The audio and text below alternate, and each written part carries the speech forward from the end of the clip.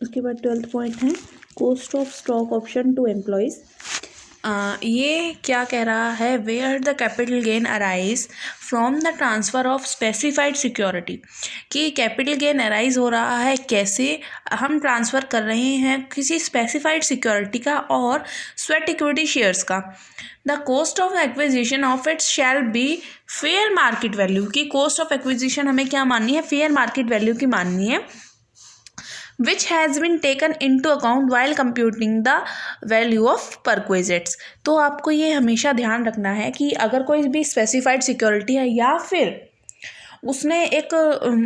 बता दिया कि स्वेट इक्विटी शेयर्स हैं, तो आपको क्या लेनी है, फेयर मार्केट वैल्यू लेनी है। अगर स्वेट इक्विटी शेयर से अगर कोई भी रिलेटेड क्वेश्चन आएगा तो आपको फेयर मार्केट वैल्यू ही कंसिडर करनी है, ठीक है। उसकी कॉस्ट ऑफ एक्विजिशन को हमें नहीं देखना, फेयर मार्केट वैल्यू ही है उसकी कॉस्ट ऑफ एक्विजिशन होगी। उसके बाद 13 पॉइंट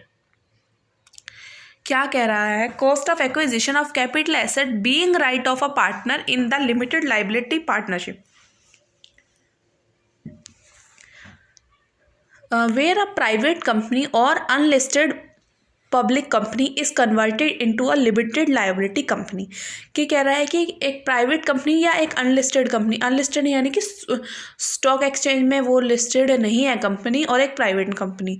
अगर कन्वर्ट हो जाती है एक लिमिटेड लायबिलिटी पार्टनरशिप में, तो क्या होगा, the cost of acquisition is mention, capital asset to the partner shall be deemed to the cost of acquisition of share in the company immediately before its conversion. क्या कह रहा है कि अगर पार्टनरशिप जो पहले लिमिटेड अनलिमिटेड थी वो अब लिमिटेड हो गई, तो कन्वर्जन से पहले जो एसेट की वैल्यू थी ना वही कॉस्ट ऑफ एक्विजिशन मानी जाएगी, ठीक है। अगर पहले मान लीजिए जो पहले अनलिमिटेड लायबिलिटी की पार्टनरशिप थी, तो जब उसके पास जो एसेट थी अब वो उसका कन्वर्जन हो गया लिमिटेड लायबिलिटी में, तो उस टाइम और हम उस एसेट को बेचना चाह रहे हैं, तो उस टाइम जो उसकी कॉस्ट ऑफ एक्विजिशन थी ना अनलिमिटेड होने पर, तो वही कॉस्ट ऑफ एक्विजिशन मानी जाएगी। ये पॉइंट ये कह रहा है। उसके बाद हम कर रहे हैं 15th पॉइंट, 14 पॉइंट को स्किप करते हैं। Cost of equity shares in lieu of preference shares. क्या कह रहा है, where equity shares of a company issued in a lieu of preference shares of that company, the cost of equity shares shall be the cost preference share in relation to which such asset is acquired।